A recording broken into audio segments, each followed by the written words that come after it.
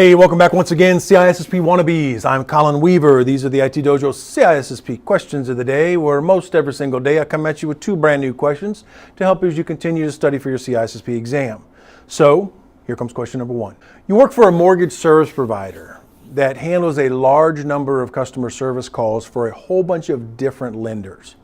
Now, employee turnover, as it often is the case in a call center, is high.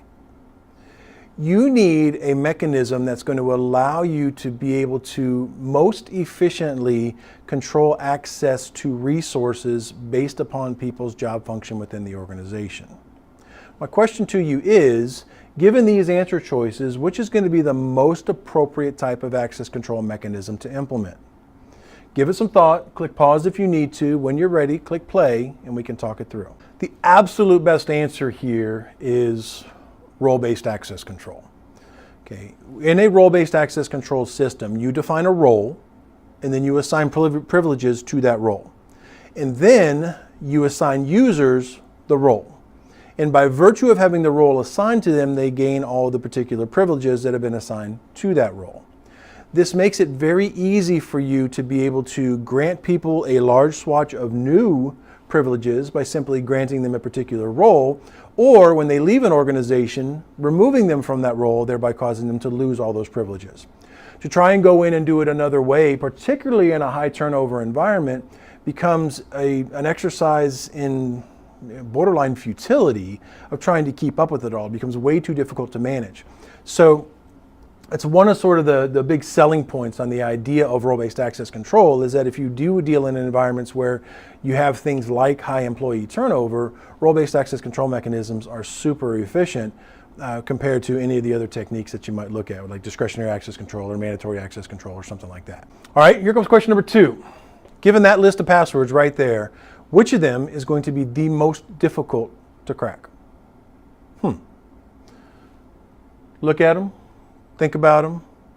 When you think you got the best answer, click play again if you needed to click pause, and then we can talk about which each one of them is or is not. All right, now a lot of the books that you pick up and look at or articles that you read on the internet that talk about password security, one of the big selling points is on password length.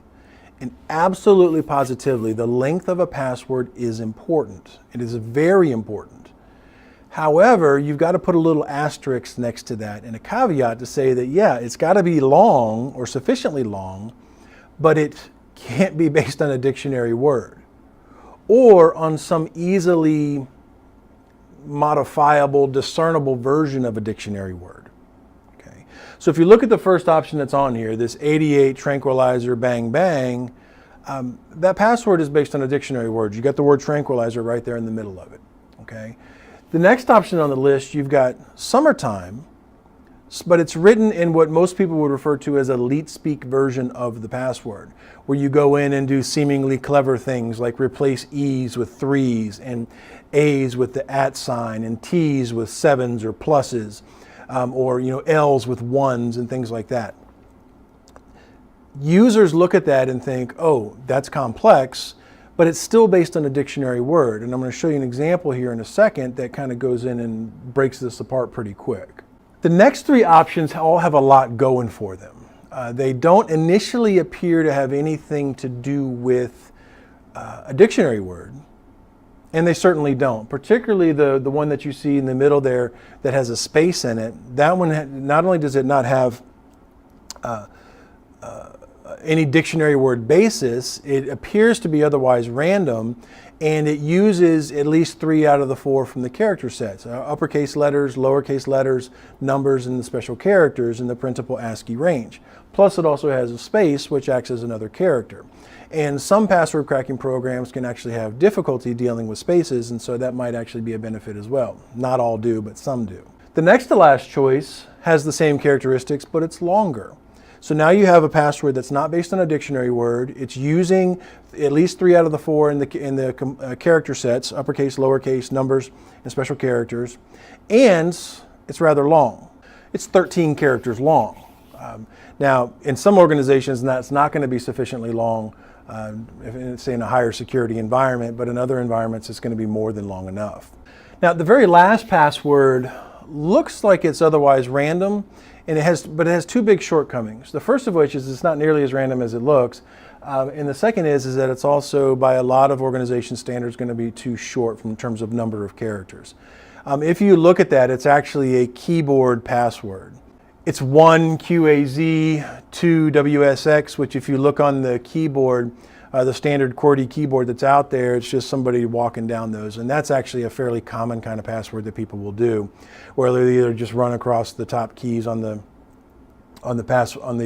keyboard, just in the letters, QWERTY, or they'll do, ASD, FJKL, semicolon, like where your fingers are in traditional typing, or in this case, this password. And I can assure you that in the grand scheme of password cracking, those things are considered dictionary words, just as much as tranquilizer is considered a dictionary word. Now, one of the things that's not oftentimes discussed in great detail is the number of bits of entropy that a particular password has. And entropy is designed to provide you a measure of the complexity involved in being able to go in and figure out what a particular password is going to be. Now, if you were to just look at these passwords that are here, actually the 88 Tranquilizer Bang Bang has the largest number of bits of entropy compared to all the other passwords, which would make you initially might think, if you were just looking at entropy by itself, go in and say, well, oh, that's the strongest password. It's not, though. Yes, it's nice and long. Yes, it's using numbers, special characters, and lowercase letters, so it's using 3 out of the 4 as far as password complexity is concerned, and it's a nice and long password. However, because it's based on a dictionary word, it's actually going to be more readily crackable than something that's just a little bit shorter. So the password that is actually going to be the strongest one here is one that's not based on a dictionary word, is sufficiently long, and uses a sufficient number of characters from the 4 possible character sets. So it's the H#6, was that the 4th option that's on the list. That password is actually going to be the best password on this particular list because it has those basic characteristics of not being based on a dictionary word. It is reasonably long at 13 characters, and it is using 3 out of the 4 in the character set. It also has the greatest number of bits of entropy outside of the tranquilizer one that's based on that. Now, the very last password on here, the 1 QAZ password, again, that's basically a dictionary word. If you go look in most password lists that are out there that are quote-unquote dictionary lists, you'll find that password on the list. So it's going to be basically just as easy to crack as any dictionary word is going to be. The same thing is marginally true for the tranquilizer password, the first one, as well as the summertime password. And what I want to do is I want to break away, and I want to show you a little narrated screenshot that I made showing how those 2 particular passwords are actually quite vulnerable, even though they may at first glance look somewhat complex. So here it comes. Take a watch, and I'll see you when that's done. All right, let me show you real quick why the first password, the 88 Tranquilizer, and the second password, Summertime, are both poor choices when it comes to passwords. We will do just a very sort of simple demo where the first thing I'm going to do is just say, ask the computer to echo the word tranquilizer back to me. No problem. Now, I wrote a little script that leverages what we all know to be a user tendency, which is to go in and either append or prepend characters to the beginning or end of a password in order to quote-unquote make it complex. So you'll see things like you see right here with 88 Tranquilizer Bang Bang. The problem is that there's a lot of different variations for it. So what we'll do is we will echo the word tranquilizer into my little permod script. And what we're going to see on the output is it will create every single possible combination of characters at the beginning and at the end.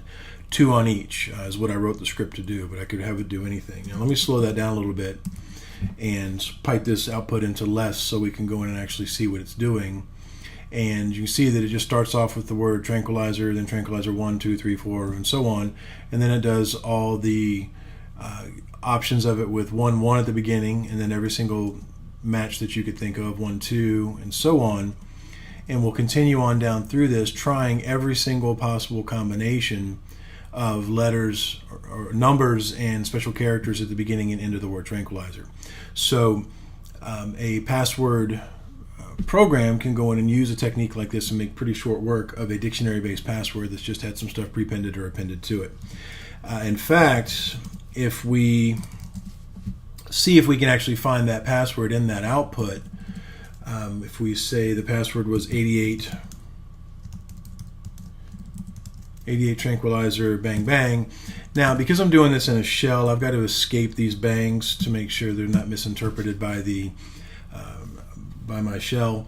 So I'm going to say tranquilizer, pass it into permod, and I'm going to grep for that particular word. Now, if this goes well, what we should see is he comes back and yes, he does indeed find that particular string in there. So in all those lists of options that were created, he did go ahead and find it. And we can actually do one more thing to test how many different variations are there of the word tranquilizer with characters at the beginning or at the end of it. And to do that, we simply generate all the options and then we just pass it into word count to give us a list of the number of lines.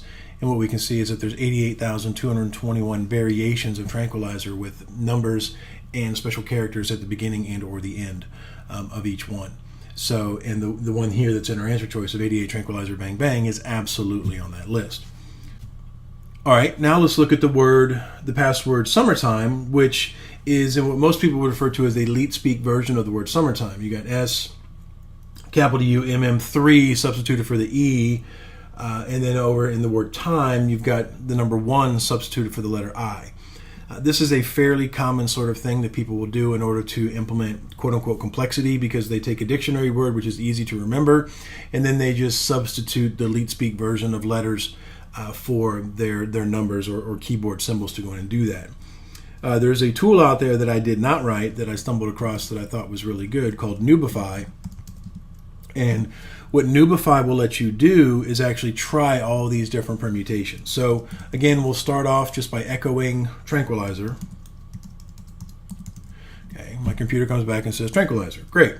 So then what we'll do is we'll actually pass that into Noobify, which is a piece of code that's going to go in and take all the different substitutions there are for L's and E's and 1's and A's and so on, and then create versions of the word that represent those. So in this case, I've got Noobify, and I'm going to hit enter, and a bunch of stuff's going to flash across the screen real fast. But what you can see as it goes across is it's all variations in the way that somebody might spell tranquilizer using a leet speak version of the word.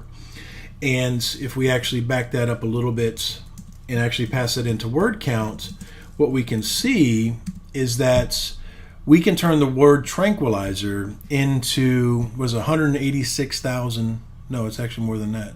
It's 1,866,239 possible variations of the word. So if you were trying to use a password of tranquilizer and doing it in some sort of fancy leet speak version of it, it's not going to work. We can actually even do that again by taking that and actually then passing it, say first into Noobify, and then passing each one of the options of Noobify, then back into, say, my permod script. And what you'll get with this is you will get all of the individual leet speak versions of the word, each of which has all of the possible letters and special characters, both prepended and appended to the actual word itself. Now, this is going to run for a very long time, and to do something like this, I'd have to be, I guess, reasonably confident that the word is tranquilizer. But I could just as easily take in a dictionary list. If you take a list of 10 million cracked passwords, or even 100,000 cracked passwords, and go in and pass them into a tool like Permod or a tool like Noobify to be able to go in and create all these iterations, then you can see pretty quickly that what people think is complex actually is not very complex. So just to go back and take that out, let me go and say in our Noobify scenario, if we were to grep for our specific implementation, sum3r-t1me, is this particular version of summertime, we're doing this with summertime, not with tranquilizer. Summertime. There we go. So let's see if Noobify is actually going to go in and create that. And so I hit enter, and absolutely he does go in and create it. It is in that giant list of options that he created. Now, to go back to just summertime's a little bit shorter of a word. So if we word count that, there are 62,000 LeetSpeak versions of summertime that are out there. And if we see those right there, that's what they'll look like. And if I scroll back up through this, you can see it's just tons and tons and tons of variations of all these different options with uppercase, lowercase, and substituting out the special characters for doing that. My buffer's full at that point. Okay, so very much so, the word summertime, which appears to be a fairly complex looking password, will actually be made very short work of by password cracking tools that implement the concepts of what something like Noobify goes in and does. So don't do it. All right, so hope you dug that. Please comment down below if you'd like to talk about those questions. Hope they help you as you continue to prep for your exam, and I'll see you again tomorrow. Peace.